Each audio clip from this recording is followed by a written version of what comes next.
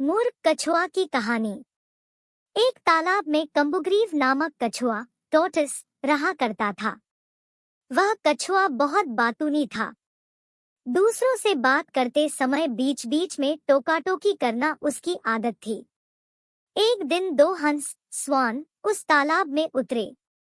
उन हंसों का नाम संकट और विकट था। उन्हें तालाब के आसपास का वातावरण बहुत अच्छा लगा। उसके बाद से वे प्रतिदिन वहां आने लगे। कम्बुग्रीव कछुआ उन्हें प्रतिदिन देखता। एक दिन उसने उन दोनों हंसों से बात की। वे उसे दोनों भले और सज्जन लगे। शीघ्र ही उनमें गाढ़ी मित्रता हो गई। हंस रोज तालाब में आते और कछुए से मिलते। फिर तीनों बहुत देर तक नाना प्रकार की बातें करते। हालांकि बातों के बीच कछुए की टोकाटाका जारी रहती, किंतु सज्जन हंस इसका बुरा नहीं मानते। एक बार उस क्षेत्र में भयंकर अकाल पड़ा। नदी तालाब सूखने लगे।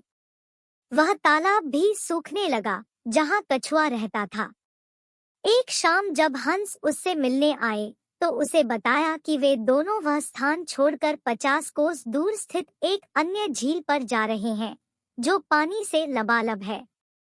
यह सुनकर कछुआ दुखी हो गया और आंखों में आंसू भरकर बोला, मित्रों, कुछ ही दिनों में ये तालाब सूख जाएगा। मेरा मरण तो निश्चित है, किंतु इस बात से अधिक दुख मुझे इस बात का है कि अपनी अंतिम घड़ी में मैं अपने परम मित्रों को देख नहीं पाऊंगा। कछुए की इस बात पर दोनों हंस उदास हो गए। उन्हें कछुए से सहानुभूति थी। वे बोले, मित्र कम्बुग्रीव, हम तुम्हें यहाँ अकेले छोड़कर नहीं जाएंगे। हम तुम्हें भी अपने साथ ले जाएंगे। हमारी मित्रता और साथ सदा बना रहेगा। लेकिन ये कैसे संभव है मित्रों? तुम दोनों तो उड़कर चले जाओगे। मुझे तो धीरे धीरे चलकर उस स्थान तक पहुंचने में महीनों लग जाएंगे। हो सकता है कि बीच रास्ते में ही मेरे प्राण खेरू उड़ जाएं। तुम दोनों चले जाओ। मैं तुम्हें याद करके अपने दिन व्यतीत कर लूंगा। हंसों ने कछुए की बात नहीं मानी और उसे अपने साथ ले जाने का उपाय सोचने लगे। सोचते सोचते उन्हें एक उपाय सूझ ही गया और वे प्रसन्न हो गए। उन्होंने तय किया कि वे बांस की एक लकड़ी लेकर आएंगे। कछुआ उस लकड़ी के मध्य भाग को अपने मुंह से पकड़ेगा और वे दोनों उस लकड़ी के एक एक सिरे को अपनी चोंच में दबा लेंगे। इस तरह वे कछुए को लेकर उड़ते हुए उस झील तक पहुंच जाएंगे। कछुआ भी यह उपाय सुनकर प्रसन्न हुआ।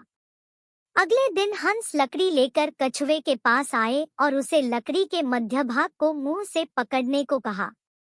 हंस कछुए की बातूनी आदत से भली भांति परिचित थे, इसलिए उन्होंने उसे समझाया कि जब तक वे झील तक नहीं पहुंच जाते उसे मौन रहना है, अन्यथा वह नीचे गिर पड़ेगा।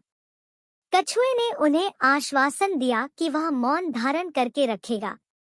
इसके बाद दोनों कछुए ने दृढ़तापूर्वक लकड़ी के मध्य भाग को पकड़ लिया।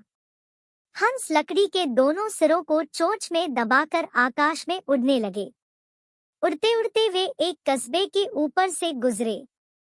तभी किसी ने आकाश के उस विचित्र नजारे को देख लिया।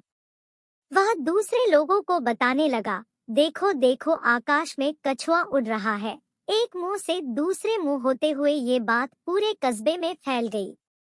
लोग घरों के बाहर निकल आए और शोर मचाने लगे। यह शोर सुन कछुए से न रहा गया और वह हंसों से बोला, ये लोग हमें देख इतना शोर क्यों मचा रहे हैं? बोलते ही कछुए के मुंह से लकड़ी छूट गई और वह सीधे जमीन से आ टकराया। जमीन से टकराते ही उसके प्राण खेरू उड़ गए।